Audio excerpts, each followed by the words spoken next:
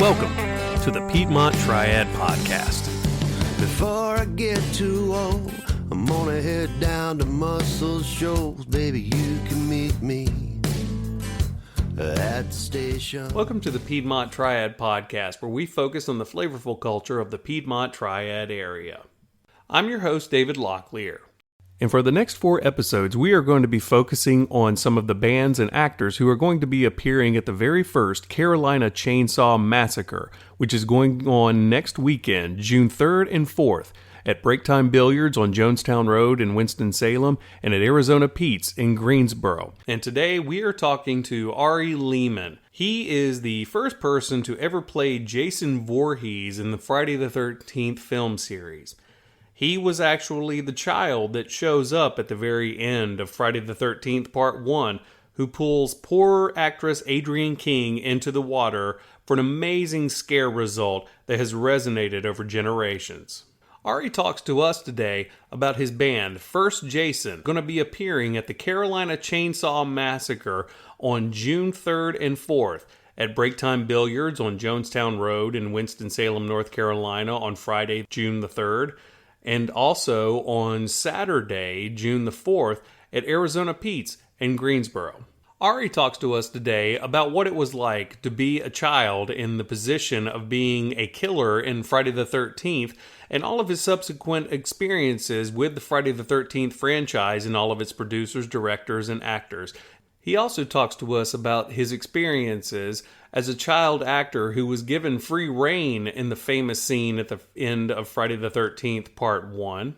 Also with how happy he is that it seems to be bonding certain families such as mine over a love of horror and music such as heavy metal, which seems very appropriate for a horror icon.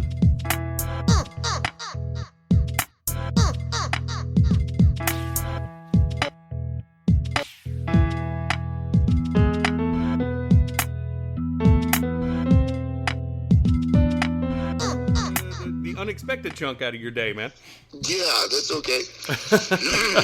Well, listen, I want to go ahead and get it out of the way. I am so stoked that I am talking to the first Jason that scared the shit out of anybody in a Friday the 13th movie. So thank you for talking to me. Oh, of course, man. No, that's an honor and a pleasure. And yeah, thank you. When's the first time you saw Friday the 13th? Oh, I was the very first one. I think I was about, I think I was 13. I saw Part 7 before I saw Part 1. Oh, that's a good place to start with Kane Hodder. Yeah. And it was definitely, it wasn't as scary as I expected it to be. And then when I went back to the older ones, they were far more frightening than Part 7. Well, yeah. And I'm not bashing 7. I love 7. No, Part 7's great. That's John Buechler directing, and I think especially the special effects are awesome. But I would agree with you. There's not a lot of it seems like those special effects are very much the focus, if you will, and there's some amazing work there. John Buechler, of course, was an effects master himself. So, I got to work with Tom Savini, which was amazing. But, Buechler, I think, honored Savini's legacy, and he also kind of tried to bring together, like, everything that had happened to Jason prior to Part 7, Yeah. And show that. And to that effect, I think that he did that masterfully. But in essence, when you're watching a movie, those kind of things could take you out of the feeling like you're having your life flash before your eyes because you're running from an insane maniac just throwing farm implements at you. Sometimes Hollywood gets a bit too involved in its own legacy, if you will, and forgets that sheer thrill factor. I mean, when you look at the first Friday the 13th, it was shot in New Jersey on a very low budget. Mm-hmm. And so there was a totally different approach to it, Oh yeah, yeah. I mean, it was much more of I guess cinema commando. Just kind of fly on the fly. They were just filming this thing, not really knowing what they were doing, and I think that's part of its charm.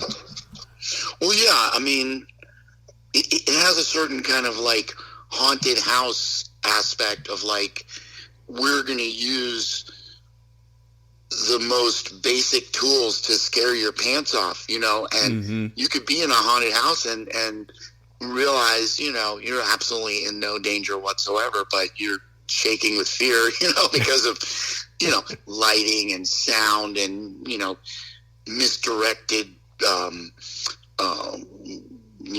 visuals where your eyes are being drawn to one area and then the scare comes out of another. I mean, these devices barely cost anything, and they can be used, effectively in film if, of course, you're not ready for it. And that was the effectiveness of the scene that I was in.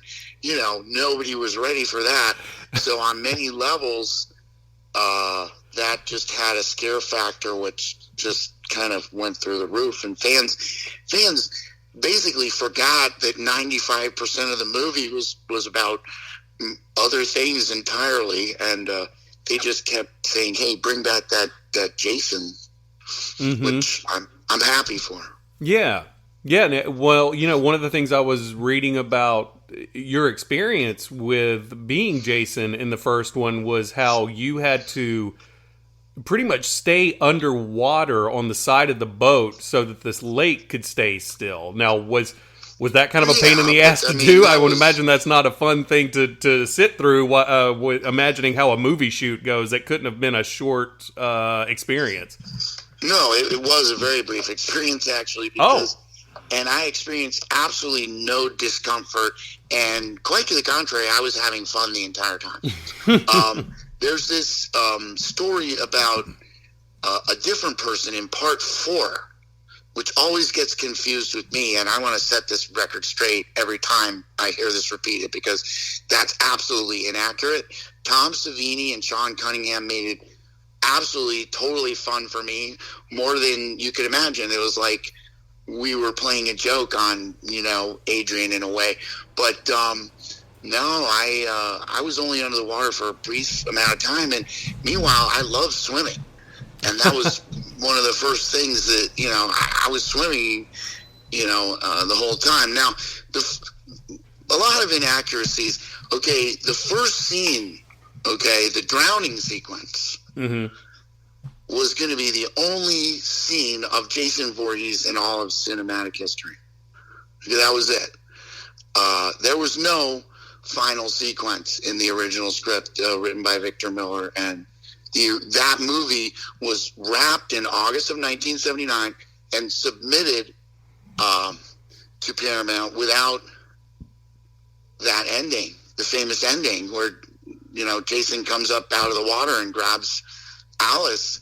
It was just the end of the movie was the battle at the beach, and the mom is killed, and the police show up, and that's the end of the movie. Okay. Paramount Pictures rejected that ending. There would never have been a Friday the 13th.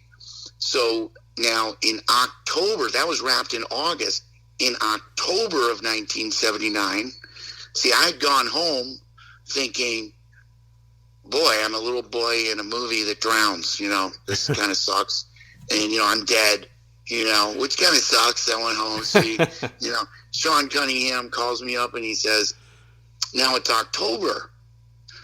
And he says, hey, we need you to come back to the set. And I'm like, I'm dead. How can I come back to the set, man? You killed me. I was a little boy, I was almost resentful. But he was very smart. He said, you get your revenge. Okay. But see, that was only half true. It's a very complicated story. So in my mind, I was, wow, I got my revenge. Okay.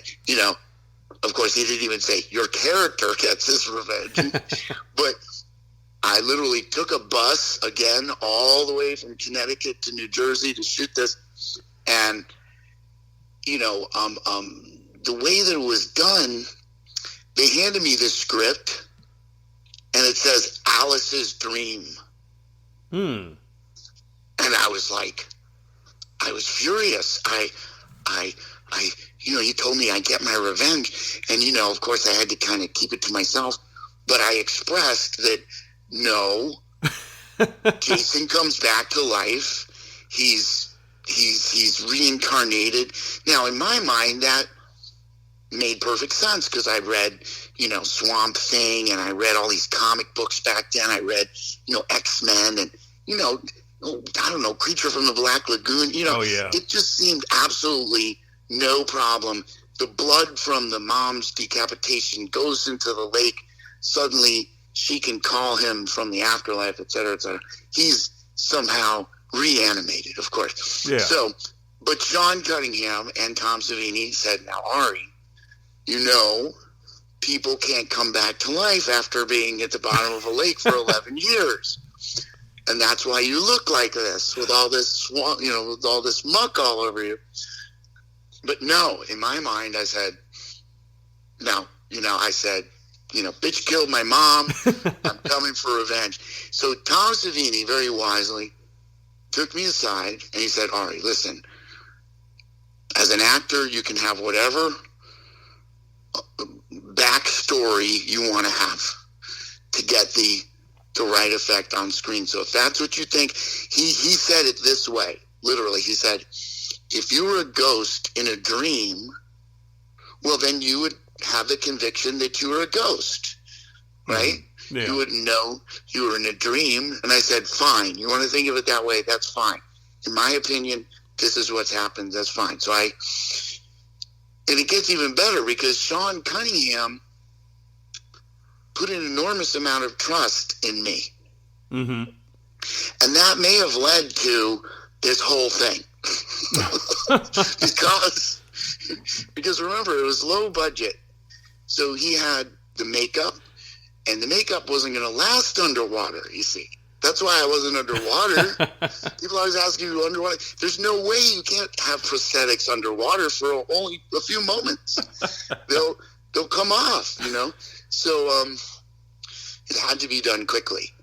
But see, the thing is, he wanted to maximize the scare factor, and he did it brilliantly by kind of playing with the situation in a genius way. He said to me, the cameras were rolling, okay? Mm-hmm. But Adrian King didn't know that. In the boat, as Alice Hardy, and Tom Savini, who was supposed to tip over the boat also, they were prepared for that. They were prepared to hear the word action. Yeah. But Cunningham says to me, Ari, the cameras are rolling. I want you to go out of the water. And since you're going to be underwater, you won't be able to hear me say action. So as soon as the bubbles clear, that's action. And he even said, you're the director on this take, Ari. And I was like, wow. So, a little kid, I'm like, I'm the director. He was very smart in doing this. So I went out of the water. I had to face away from Adrian. So she had never seen this mask at all. So she's just sitting there, the poor dear, she's just sitting there in the boat. And I know that the cameras are rolling, okay? Yeah. So I go secretly out there, and see now, if you look at the take, they've sandwiched the first take between the second take. Okay. So it goes, okay. So the first take was, if you look, it's kind of like you could see the whole lake, and then all of a sudden you see this close-up. And in that close-up is the first take, which goes just up to the point where poor Adrian screams, and then they spliced it, old-fashioned way, with a razor blade. But so what happened was this. I thought in my mind, okay, am I gonna come out kind of gently, or am I gonna come out, with vengeance? And I thought to myself, no, I'm coming out, this is a horror movie. At least I'm going to try it this way. So I just come out of the water and I grab the side of the boat, and famously I'm flying through the air with my arm, and I see that poor Adrian has no idea what's going on. And here's this nice lady I've never really met, and I'm going to slam my arm into her, and sure enough, whammo, and she grabs my arm and she goes, "Get the fuck off of me." She has no idea what's going on. But just before that, her face famously turns to this really look of horror. I don't know if it was horror, like, are they really going to make me do this or whatever? But yeah, so they splice it there. So that was achieved. She had never seen The Mask. She was truly shocked. And that's so sad, knowing how nice Adrian is in real life. It's even funnier that you're a little kid just scaring the living shit out of this poor woman. Yes, and I've often felt bad about it. I don't know if she's ever really forgiven me and we are friends, and she is a very nice person and an artist, and she's a really sweet, kind of gentle soul, in fact, and she lives in the woods, and she's a wonderful person, and she's a very capable swimmer and a very capable canoeer, by the way. Probably better than me. I mean, yes, I live in Chicago. How often do I use a canoe? But so then the second take, they said, the second take, just kind of do the same thing, but just go through it a little slower, so you get that long shot. And that's the one where famously, of course, Tom tips the canoe, and you can see Adrian bravely going backwards into the water, which is pretty, you gotta have some, that's not the easiest thing to do. So right. She and also, to her credit, she made it look like she had no idea I was there on the second take, which must have been enormously hard, because it's like you're waiting for your little brother to come around the side of the bookcase and say boo, so really we had a lot of fun. Now, of course, after the first take, there's a famous picture where you see me adjusting my teeth, and Sarah Fall's teeth, and Adrian's looking like disgusted, and that's where Sean is giving me a little lecture. He's like, "Okay, this time, Ari, I don't want you to actually attack Adrian," and everyone laughed. But then later on, he said to me, he was like, "Oh, good job, bro." He didn't want her to think that he had set it up like that, but he achieved what he needed to achieve. And then, it's fine. blame little Ari, but it wasn't like, there was the main thing, of course, was getting the shot. And right. Everybody was most concerned with getting the shot. And see, at one point I thought, oh dear, that first take, I was too violent, right? Mm-hmm. Until, of course, I saw it in the movie, and then I felt vindicated. I said, "See, they used it. Oh gosh!" Like, I didn't know until that moment if I wasn't just a disturbed child who came up with this idea himself. But see, Sean knew what I would do, and he was brilliant. At he's great at working with kids. A lot of the movies he does have kids, and he's very good at getting those responses out of kids. Usually a little more sensitive or humorous, but right, yeah. Usually his films are also a little more lighthearted than Friday the 13th is. Yes, and even at the outset, he although it's a fine film in the horror genre, but yeah, he tends to be, his heart is maybe in a different place. I mean, I think if you look, for example, at John Carpenter and what has happened with John Carpenter recently, which I think is fantastic. Here, this director shows great integrity. Mm-hmm. And he also shows how much he loves his fans, and he loves what he's doing. And I've met him, and they're kind of similar people, but John Carpenter is more of a rocker, Mm-hmm. He's a rock and roll guy. He really is. He's very fun and laid back and likes to make jokes, and he saw my band First Jason, and he told me all these good things about, he was so into it, and then he did a rock project. You remember he did a music project? Yeah, because he released a couple of albums. and his son and him, and they did a band, and I thought that was so much fun. And you see him up there on stage rocking out. But more to the point, he had the integrity and insight to say, hey, let's set the record straight about Halloween. And wow, I think that shows so much. I don't know if that's, Sean is of a different nature, so who knows? It would be great to see something like that happen. But on the topic of Halloween, I think it was beautiful with Jamie Lee Curtis, and they bring it all together. I'm like, let's set the record straight and do it the way we'd really like to see it. And I think that speaks volumes for that whole team. Oh, yeah, yeah. And I mean, and to go back to, some of what you were talking about with the earlier Friday the 13th stuff, more than anything, what I gleaned from your story is I love the idea that there are 3 or 4 different Friday the 13th canons going on in your head and the director's head and the writer's head as to what this timeline is. Mm-hmm. Well, sure. I think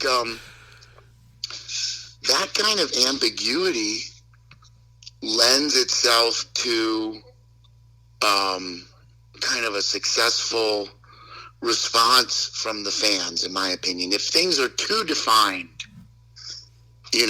like for instance, let's look at Hellraiser, okay? Oh, yeah. Hellraiser, arguably my favorite of the so-called slasher series, and holds up repeated, at least definitely the first 3, but inexplicable, totally ambiguous. How does this guy come out of the floorboards where some blood dropped? I mean, it's like, yeah, and then he spends like the rest of the movie needing like bodies full of blood when it was like 3 drops, like 2/3 reanimated him. Yeah, a good point. It makes no sense. It only makes sense in a kind of philosophical way, and we're thinking about sin and retribution and guilt and this, and also about vampire stories and a million other things. But it all works somehow, and I think that's fantastic. And you can't really explain everything. And, I had a great conversation with Doug Bradley about that, because Doug, I told him how much of a fan of Hellraiser I am, and he said, he didn't really feel the same way about Friday the 13th. He said, look, in your movie, you play this cadaverous figure that just comes up and he's gone. And in Hellraiser, this cadaverous figure comes up and he asks you for a cigarette, and then he asks you for dinner, and then he asks you for a date. So, which is kind of in itself, again, so amazing. But there you go with Clive Barker and his amazing mind. Mm-hmm. So, you look at the atmosphere and the genre and the things that were going on in the genre around the time that all the other Friday the 13th came out. I think that Friday the 13th has maintained a path and really kept true to its fans and kept true to this storyline, which resonates with people in a different way. It's a more simple kind of storyline. It has to do with family. It has to do with nature. It has to do with other kind of unexplained things, the relationship between Jason and his mom, and the whole thing about sexual frustration, which seems to be a part of it. Mm-hmm. But I think that the topics dealt with are very common, if you will. I don't mean that in any sort of a lesser way, because they're more universal, let's say, than some of that sort of sophistication. And if we look at the movies of the 70s where they were dealing with, oh my gosh, and Rosemary's Baby and Carrie and The Exorcist, and wow, I think that people love that kind of getting away from all of that heaviness. Maybe Jaws was the real one that kind of changed it and reminded us how much we love a monster and a monster movie, which I think Friday the 13th really is ultimately. Yeah, that's interesting. I've never thought about it like that. But yeah, it's like the 70s. The horror in the 70s is so much of a reflection of like the hippie hangover, and it's like the complete inverse of what the 60s were. And you might be onto something there. The idea that all those movies are really just grim and dark and angry and brutal, and then you got Jaws, where it's like, okay, we've got a simple monster. Yeah. Fuck that up. That's all we need.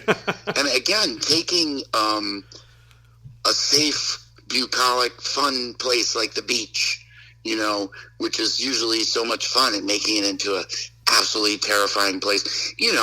Just a different approach. Trying new ideas. I think that I don't want to say that anything like The Exorcist isn't a great film, because it is a great film, but it depends on what you're in the mood for. You know what I'm saying? Are you ready to go home and really think about that? And I even remember when I was a little boy, and I grew up in Westport, Connecticut, and that's where Linda Blair is from. Yeah. So, yes. And, of course, there was so much talk about The Exorcist. Oh, my gosh.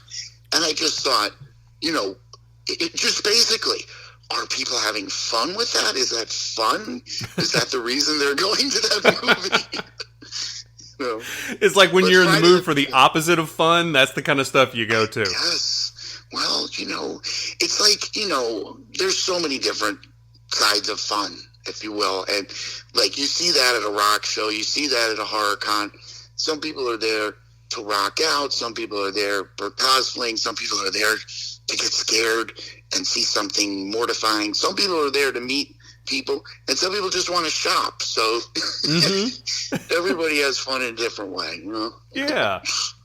Well, talking about horror cons, your band First Jason is showing up at the Carolina Chainsaw Massacre on June 3rd and 4th. So, that's right. I've been listening to your catalog for the last couple of weeks, and your band is going on for you're hitting about a 15-year mark, aren't you? Yeah, man. Yes, indeed. We've been at it for about 15 years, and I'm so happy to say that, even our last tour is the best ever. We've just been going from strength to strength. I mean, First Jason, yes, does perform in small rock clubs, 200 to 300. That's where we find our home. But, since the meet and greet experience is such an integral part of First Jason, that works perfectly, because I can actually meet and greet just about everybody in the audience. And if I was doing arena shows, which we'd love to do those bigger shows, of course, and we'll get to that. And there's one coming up, but you can't possibly meet 2,000 people in a night. So, and they do those VIP experiences, of course. And, but I love the fact that I can literally hang out with everybody, the staff, just the people. We make friends. We make family. I mean, we did a run to the Midwest. It was 7 cities. We did a 5-city run to New England, and then we just did a 5-city run down to Florida, which ended at Spookalla, where, in Ocala, Corey Taylor from Slipknot was there, and of course the great band Ice Nine Kills was there. Right. So Ice Nine Kills, I sang on one of their songs. Spencer Charnas sang on one of mine. So we did the Friday night show, which was absolutely packed, and then they did the Saturday night show, in which they had over capacity for the club, and things are just really popping. So there's more good stuff coming down the line with Ice Nine Kills, but that's on that whole new metal tip. What I really appreciate is that the Carolina Chainsaw Massacre gave us the opportunity to share the stage with these giants like Nuclear Assault, Demolition Hammer, Incantation. We're really, really stoked to be there for that. And all of us love speed metal and death metal. We listen to that in the van pretty much all the time. And, all of those bands are among our favorites, especially our drummer, Fabian. He loves that music, and he's super stoked. And we're all excited to be a part of that festival. Yeah, it's so cool because like this particular area, it's kind of peripheral to a lot of other places where bands go, like Raleigh and Charlotte and whatnot. And so when we get something as close to us, where I live in Louisville, which is like about 30 minutes away from Greensboro, to get anything like this, as underground as this is, I couldn't possibly do enough to support this kind of a thing to make sure it continues to come here, because I loved that music when I was a kid, like Nuclear Assault. I can't believe that this is their second to last show of all time, and it would take the world ending for me to miss it, because I'm not going to miss that, because it's amazing.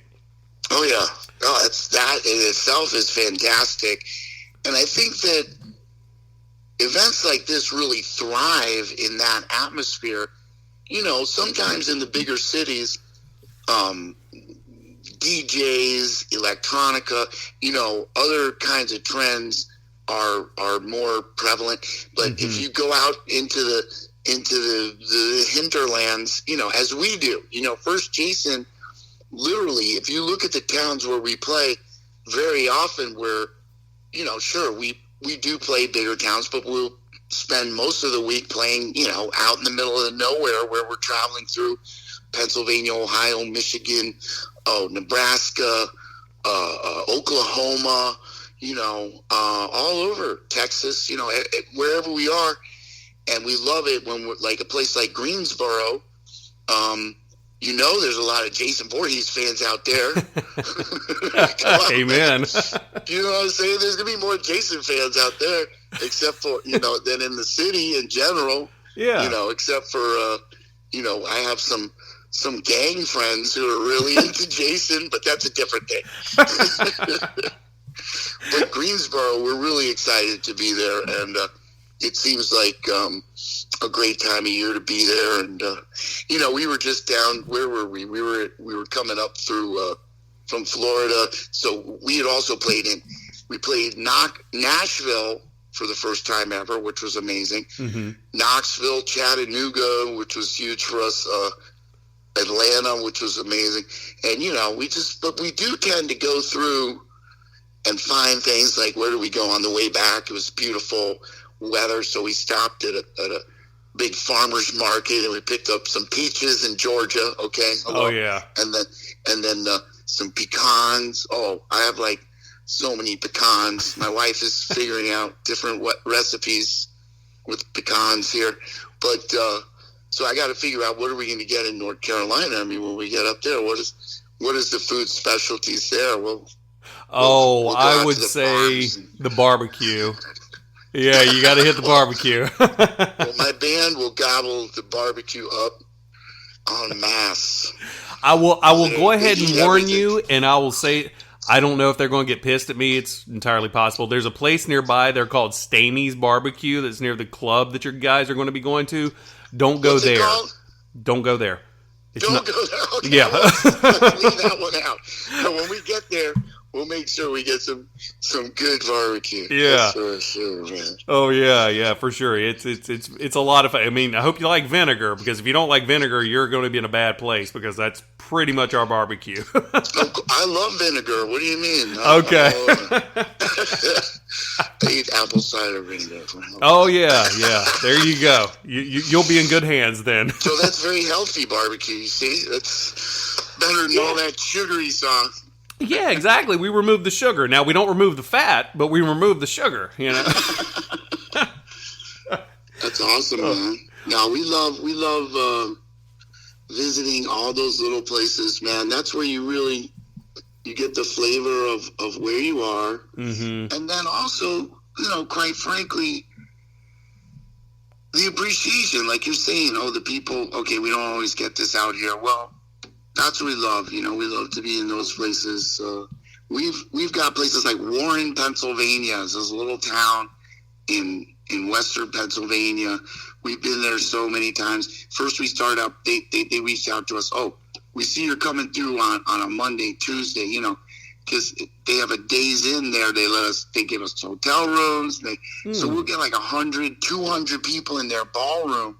So now we're in there on a Friday or Saturday after years, you know, and the kids recognize me now. And, you know, we know these people. We're literally kind of mentoring some of these kids. You know, it's just an amazing experience. So I don't know if we'd be able to have that intimacy if we were, you know. Yeah, like if you're in a large arena kind of a thing. Yeah, you know. But that said, the music we're doing, too, the music has just been getting better and better and better. I'm really proud of this song, The Price of Peace. So people should check that out. That's kind of shows a new, I don't know, heavier direction. And then the song, The Scapegoat, we're about to do a new video for. We've got a team in Scranton called Camp Rattler, and they're amazing. They're going to do this, The Scapegoat, which has that Hammond organ, and so it's got a kind of you know, a spiritual, philosophical theme. So that's being shot in this old abandoned church, which is now a rock club. So that's going to be a blast, and we're going to have a lot of friends there. And then, so I figured I had kind of gone way out there philosophically. I couldn't go any further. So the new song that I wrote, the newest song, which I've got the demo done for, and all the band is very excited about. And we're going to be playing. We are going to be debuting this song for the first time ever on the stage at Carolina Chainsaw Massacre. Oh, hell yeah. Yeah. This song, the lyrics come directly from the words of Mama Voorhees, of Pamela Voorhees. And so, yeah, I just took some of her words, you know. So it's called Look What You Did. You know, look what you did. Look what you did to him. You let him drown. You know, so yeah, the whole song is just words from Pamela Voorhees. So I can't wait to sing it. Really. You never paid any attention. You never paid. It's like, this is going to be really good. Oh, that's so funny. I love that. Because, I mean, when you were talking about Scapegoat, I was going to say, I loved the organ on Scapegoat. I mean, I do like The Price of Peace, but it's like, listening to your whole catalog, this newer stuff is really solid. And I really feel like the heaviness and the organ really adds to that, because like you had To Be a Monster and Heed My Warning, those were a lot mellower than the other stuff. And then, you know, when you hit Lord of the Lake, it got a lot heavier. And then these last two singles in 2020 were really good. And I'm a sucker for a good organ, because that always adds like a gothic vibe to it. Oh man, yeah. Well, on that level, of course, you know, I love John Lord, Deep Purple, you know, and all these great organ players, you know, Keith Emerson, and I've always been big, you know, Rick Wakeman, even jazz organists like Jimmy Smith, all of that. So when I wrote The Scapegoat, that song, it's got that kind of sound, so I wanted to get that, and fortunately, we work out of this amazing recording studio here in Chicago. It's called Uptown Recording. And Rob Ruccia, he has a Hammond B3 there with a Leslie, and he knows how to operate it. It's not just sitting there gathering dust. He uses it quite often because there's jazz and all kinds of music that goes through there. Because it's Chicago, so even blues artists and all kinds of stuff. So as soon as I said, man, you know, what should we do? And he said, man, I've already got it mic'd up. You know, we're not going to use some organ patch for that. You know, we're using the organ. And so we tested, you know, how to get the Leslie to speed up and slow down and the whole thing. And I'll tell you, man, I could have gone for hours. It was just so much fun. You know, when you look at the depth of that instrument with the drawbars, it's like 100 instruments. It can do so many things. It's similar to playing a grand piano. You could devote your whole life to that. one instrument. Yeah, because it's amazing. But I love wailing through the metal zone pedal on my Roland synth axe guitar that looks like a weapon, because that is just the greatest feeling. I got to admit. I mean, and it'd be hard to carry an organ around, but that thing I can just, and the sounds we're getting through the synth axe guitar now is just something else. It's because I'm using the same distortion pedal that X Hoarder uses, the same one that Dimebag used. Right. I researched that. I listened to guitar sounds and I said, I want to sound like that. And so, but also I'm using the Sans amp, the Tech 21 NYC Sans amp, which is amazing. So, and I'm sure a lot of players out there know what I'm talking about. Well, I was going to say my friend Buddha, he's a big guitar tech nerd. He's the gearhead. He knows his shit when it comes to that. I'm going to trust that you're telling me the truth. Yeah. Eddie Machete is our guitar player, and we're super proud of him. Eddie Machete, his setup is amazing because he tends to play with a cleaner sound, okay? He plays with more of that, like, I guess you'd say progressive sound, Yeah. I mean, he uses some distortion, but I don't know what he's got in his bag of tricks, but he can go direct, and he studies with the great Joe Satriani, the guitar player, Joe Satriani, who just released a record, which is amazing. So Eddie's sound comes out of that whole place, and yeah. Oh, that's awesome. So it kind of meets together somewhere, It's like he's a shredder, but tends to be on the cleaner side, and then I'm playing a guitar with distortion. So go figure. Well, I feel like we are long due for a guitar renaissance, and I think if there's one way to do it, this is the way. Yeah, I'm the evil wizard of guitar. Exactly. There needs to be a renaissance, and I'll be the evil wizard. They'll be like the king. There is a guy who's king of guitar.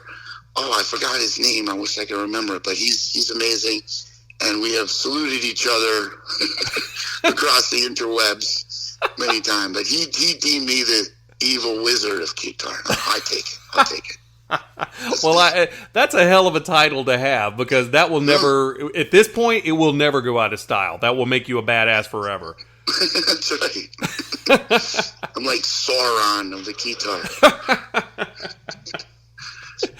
Well, brother, I've kept you on longer than I probably should have, so I'm gonna let you go. But before we go, let people know where they can find First Jason's music and whatnot. Oh yeah, just check us out, firstjason.com. Come visit us on Instagram at firstjason13, on Facebook, First Jason Official. Now, if you get to the Carolina Chainsaw Massacre and you mention this broadcast to me, okay, what I want you to say is kill for mother. You say kill for mother, and I'm going to give you a free something at the merch table, okay? So make sure you do that. God bless you, brother. God bless you back, man. This was a great interview. Man, I appreciate it. Never dies. I do. It was really an honor to talk to you. My daughters, they're big Friday the 13th fans because of me, so they're coming out with me, and they're 15 and 11, fantastic. So they're all pumped about it. How old are they? 15 and 11. I love it. It's a phenomenon, the bonding that's going on now between parents and kids over Jason. I love it. It's the best. And yeah, get ready to hear that new song, Look What You Did, and then we'll talk about that after the show. Hell yeah, man. I promise I'll be wearing a little brown cowboy hat, and so I'll come and bug the shit out of you, and hopefully I won't be too drunk by the time I bump into you. No, any stage of inebriation is welcome. So cool, man. Well, thank you, Ari, man. I appreciate it. I'm looking forward to meeting you when we come out to the Carolina Chainsaw Massacre, and hope you guys, have a great tour. Awesome, man. I'll see you there. Thank you so much, brother. Take care. It never dies.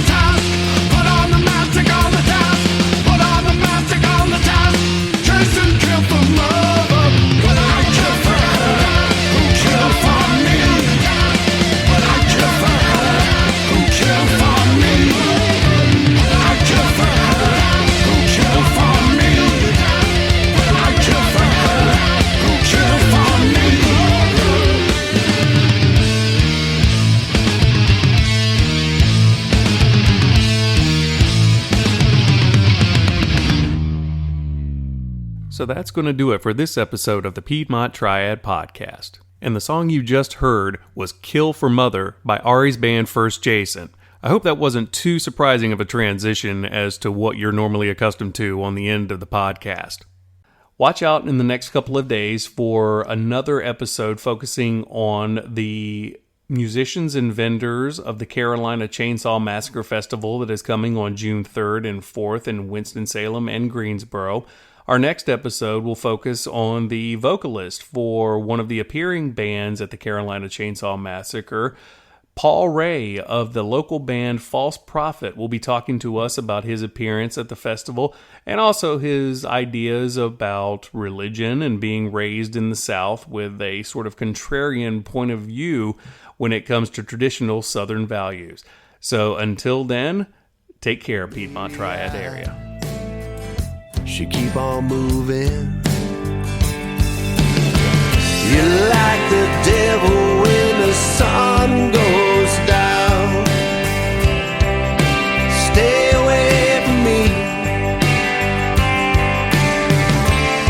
Well, I'm too far gone. ain't nothing here to see, babe. So you best just move along.